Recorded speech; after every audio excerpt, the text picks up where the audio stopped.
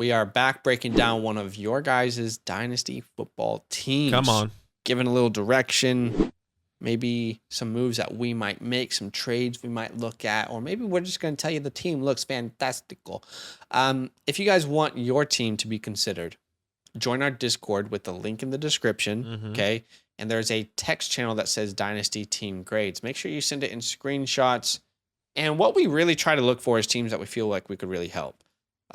So can't exactly do, everyone, but this is, that's where you would submit your team. Let's look at Aaron's team. Aaron. Aaron. Talk it up, man. Little context here. This is a 12-team Superflex 1-point tight end premium, which would mean that the tight end scores 2 points per reception. Just finished the startup for a money league, thinking it's a wait and see type of team. Feel like Dylan can either make or break it. If he steals a significant amount of work, I could potentially compete, ? So obviously we're looking at the team here. We're going to go position by position. But before we get into position by position, just straight off the bat, where do you lean here? Are you going to give advice where, hey, I think you can compete now? Are you going to give advice where, hey, I think maybe we're a year away, or maybe there's just a couple trades that we can do. We can stay a kind of hybrid team. Where do you kind of lean here for this team? Yeah, I think because it's tight end premium, you have Kyle Pitts. I think you do have an opportunity to win now. I am going to give you options for more of like a trading window to get some pieces to see if it can solidify that win now team. But sure. I would say I am on the edge, but I would have same. Yeah, I'm really on the edge. I think you have a really good team, a win now and a futuristic, but I think you are missing a couple pieces. So I would say in a year from now. Yeah, and I think the fact that you have 2 firsts in 2023 is really going to help you extend that window. But there's a couple moves I think we can make that can really improve our chances this year and into the future. So let's talk about the quarterbacks first off. My God, I mean, fantastic, absolutely fantastic. Do you really need to make any moves here at the quarterback position? My only thought, because I feel like you're probably going to say just stay put, right? So I only had one thought, because I feel like staying put is probably the best option here. However, you do have a potential to maybe get rid of a little bit of risk, okay? Because this is an incredible quarterback room, but there is a little bit of risk with Trey and Zach Wilson. Right. I believe that Trey is absolutely going to take the next step this year. I have him ranked as my quarterback 7 in redraft league, so I don't worry about him. Zach Wilson, I do think he takes the next step this year, and you don't have to make this move, but what can you get for Zach Wilson? Could you potentially go out and get Deshaun Watson right now, like straight up? Again, we're not saying that you could get this deal, but it's worth at least exploring, because if I can right now go send Zach Wilson for Deshaun Watson, that would instantly cue in my head, okay, I'm probably competing next year. Right. Okay. Next year is the year where I'm completely all in. Now, if you can't get that kind of deal done, I feel comfortable enough to stick with this group, because I do believe in Zach Wilson as a talent. So I just wanted to throw that out there, because I think that there is a lot of risk here in the quarterback room, but at the same time, it's a pretty damn good quarterback room. And the fact that you have 3 that we really like, you don't have to make a single move. But I just want to throw that out there. Okay. Yeah, I don't think there's any move you should make in the quarterback room. I think you're chilling, so don't stress about it. Sure. I mean, but would you, if you could get Deshaun Watson straight up for Zach Wilson, would you do that right now? That's tough. That's really tough for me, because that's even more risk. What if Deshaun Watson never plays it? We just don't know the verdict. I think I would say with confidence, make that move once we know the verdict. It's a year suspension. Great. Once you know the verdict, you're probably not going to be able to make that deal. Yeah, and I think, like, what if the verdict comes out and saying, you know what, he's just suspended indefinitely? Like, it would just have to be a year-by-year basis for him to reapply to get into the NFL, like a Josh Gordon thing. Obviously, that's different, the context. But I won't be surprised if it does go that way as well. Like, I think that's extreme, and the less extreme is 1 year. So okay, I'm scared. I mean, we're hearing reports that it might be 4 to 6 games. Yeah, who knows what the actual hell's gonna happen? We don't know. I mean, it could be a year still. Anyway, I just thought that was an idea, and personally, I would do that, but I understand why some people are more hesitant. Okay, running backs.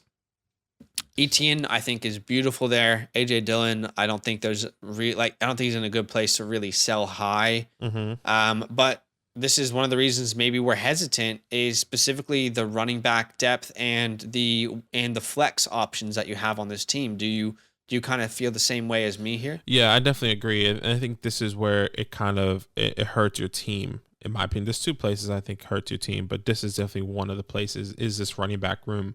One, like you said, where's the depth? Not the starters, but no, yeah, where's the depth? And then what's going to happen on bye weeks? I think that's the problem. I think we need to invest a little bit more in running backs. And I know in the context you said, I feel like Dillon can either make or break it if he's still a significant amount of work. He definitely can, and he definitely will take a lot of work. Yeah, we said we've been saying it that AJ Dillon is going to be the guy that's going to be the 1-2 guy taking all the touches. Aaron Jones is going to be the guy passing or pass catching, the ball from Aaron Rodgers. So this is a good running back room. We just need more depth, and there's definitely some opportunities that we can do and moves that we can make. I didn't know if you had anything else to say regarding the running back room. Yeah, the only other thing I was going to say is, if you do want to try and compete now, there are some running backs I think you can go get for a second-round pick in 2023. Okay. Names that kind of come to mind is like a Miles Sanders. I know people are hesitant, but Miles Sanders comes to mind. Maybe Lenny right now. I mean, just 2 days ago, we did a startup and he went in the 9th round, which is ridiculous. Yeah. Lenny is an option there. These aren't long-term guys that you want to, really want to hang on to. If you want to compete this year, that can. These are options. I think you can get a Zeke for probably a second. So there's options if you do want to push that envelope. I just don't feel like we have to this year. I don't think my ideal goal would be to win straight away because there's a lot of youth here. Okay, wide receivers. I have very specific ideas. Yeah, and it's around Deontay Johnson. Okay. I've talked about this before. But I feel like Deontay Johnson's value in Dynasty is at a high right now. I personally just don't believe that he's going to be able to repeat what he did last year. The offense was really set up for him to succeed. Big Ben's limitations actually turned into a strength for Deontay's fantasy output. I mean, the amount of times that they threw per game and how short those passes were. In a PPR format, Deontay just thrived, and I don't think that's going to be the same way the offense operates now. And I think we can do a lateral move here that can extend our window. Not that Deontay's old, but that I think Deontay's value is going to be trending down this offseason or even just kind of midding off. Right. And I think some of these other guys, their value can raise. So I'm going to throw out some ideas. And again, these ideas more look towards the extending our window. Hollywood Brown. Can I get Hollywood Brown in a second? Okay. Depends on what the people think of Deontay. And again, not all these deals are going to be able to 100% happen, but they're ideas to explore. Jameson Williams in a second. Can I do that? How about DK Metcalf straight up? I mean, again, 2 days ago, I got DK Metcalf at the end of the 4th round. Yeah. Which I think Deontay went ahead of him. How about Drake London? That's a little bit pushing it, but can I add like a 3rd or a 2nd round pick to get Drake London on this team? Because you have a lot of 2nd round picks to work with.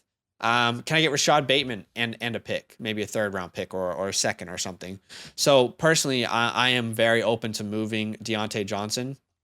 I don't know how you feel about that, but then the last thing I was going to say is I don't want Elijah and Garrett. Yeah, that's the biggest thing for me. I don't want both of these guys on this team. I mean, right now we have 3 really important pieces in our dynasty team attached to the Jets: Garrett Wilson, Elijah Moore, and Zach Wilson. We both believe, Badake, that this Jets team is going to get better and Zach Wilson's going to get better. And these are talented wide receivers. But I think we could all agree as well that we don't want to hitch our wagon like that much of our fantasy success to the Jets either. Right. I completely agree. And that was the thought process I was coming. Hitch your wagon. Love it. The thought process for me was definitely getting rid of one of these guys. I don't think there's a wrong answer. It's just really the person you prefer. Or maybe it's the one you can get more value from. Garrett Wilson, he's a younger guy, 21 years old. Elijah Moore, 22, 23. According to the community, Garrett Wilson's wide receiver 18, and Elijah Moore, wide receiver 21. So they're not far off. Just really depends on who that person that you're trading with prefers. So interesting to me, by the way, that Elijah was ranked that high still in in community rankings. Mm-hmm. I was pretty thrown off by that just because of where he's being drafted in startups. Yeah, I guess they believe in the age and the youth. Yeah, I agree. I understand like the perspective. Yeah, there's definitely. I think Garrett's the better sell personally. Yeah, Garrett is the better sell. And I was going to say there's definitely multiple people you can go and sell and get him for. I mean, I can think of, depending on how you view these people and how you can have conversations, you can definitely get a Devonta Smith if you like him, a Jerry Jeudy. You can even go a little bit like you can even do Cortland Sutton. I think, in my opinion, you can go Allen Robinson. Obviously you want to go more futuristic, but I also want to give you some options for if you want to solidify maybe that wide receiver room right now, maybe somehow compete in a way if you really wanted to. If you're wanting to compete now, I feel like A-Rob, you can get way more than just A-Rob, by the way. You can do Rashad Bateman, Darnell Mooney, maybe not Michael Pittman, but maybe Michael Pittman with Garrett Wilson, actually. Yeah, you can. I was thinking of Elijah Moore there. But yeah, these are the guys you can kind of make a move for. Garrett Wilson, a young guy, younger rookie, people believing in him. If you can make that lateral move to, 1 or 2 steps up or 1 or 2 steps down and then get some pieces. Yeah. Once again, a Jerry, a Cortland, a Michael Pittman, Darnell Mooney, Rashad Bateman, Kadarius Toney, Devonta Smith. These are all guys I believe you can either get some more value back, or you can potentially just give a second or a third, throw in a second or third in one of those trades, and it's good. It's good. Yeah, I'm on board with most of that. Yeah. I just really don't want to get Devonta Smith or Kadarius Toney. I feel like Toney specifically feels like a huge downgrade for me. Mm-hmm. And I'm not I love Devonta Smith's talent, but again, I don't feel like this is going to be a great year for him. Yeah, so I hear you. I'm going to try and offer options that, again, going to help you next year. Maybe Drake London. Some people are taking Garrett Wilson in rookie drafts over Drake London, right? Jamison Williams plus. What can you get? Can you get more for Jamison Williams? If I can do a straight swap for Chris Olave, I'm doing that because I have Chris Olave higher in my rookie rankings. Right. Can I get Sky Moore and capital? Can I get Rashad Bateman and capital? Mm-hmm. So those are some moves that I'm potentially looking to make. The A-Rob move is interesting. If you can move Garrett for Allen Robinson, and let's say you can get like a 2nd round pick or something, I would definitely consider that. But again, if you're doing that move, then you need to also go get a secondary running back. You know what I mean? Some of these moves have to be collective ideas to compete now or to really set yourself up for next year. Right. So if you're going to go out and get a vet for Garrett, then you also need to go out and get another running back. Because then all of a sudden, let's say it's A-Rob. Now your lineup, you got Deontay, A-Rob, Elijah Moore, Hunter Renfrow. And now in our running backs, we have Travis Etienne, AJ Dillon, or Zeke, or Sanders, or whoever it is. Mm-hmm. And that also helps us with our flex position there where Renfrow is. So I personally, if I had a choice, I would lean towards looking at next year and getting these younger assets. For sure. It is an idea. One other thing. And the reason that this is... Mm-hmm. Sorry, go ahead. No. I'll say one other thing I wanted to say was Hunter Renfrow. I think you can move him. It'll be hard to move him. But why not? Why not so hard to take a chance on? Do you take a chance on Hunter Renfrow staying with Derek Carr and Devontae Adams, or would you rather have a Russell Gage and Allen Lazard? He got extended though. No, I understand he did get extended, but like with that team and the Devontae Adams, et cetera, like him really losing that work. Like, would you rather? I guess it's a question for you. Would you rather have Hunter Renfrow in that offense, or be playing a year to year with Allen Lazard or Russell Gage, excuse me? Because I feel like I would lateral the other way personally, and maybe I can get a better return at the end of this year. So if I can get them now, of Russell Gage or Allen Lazard, have him flip them in the middle of the year. Yeah, maybe that can be an option for you. I think with Gage and Lazard, I'm not opposed to moving Renfrow. I just don't like the players that we're going to instead. Just because of my preferences. Like with Lazard and Gage, you're kind of attaching yourself to, and if we're going to try and win next year, you're attaching to yourself to 2 guys that we don't know what their value is next year. That's what I'm saying. Like maybe we can sell them in the middle of the season. Like it's a big risk. The players that I was going to say for Renfrow that I'm okay with looking at is going out and like Kadarius Toney. I think he's got upside there. One that I've talked about a lot on our channel is Calvin Ridley.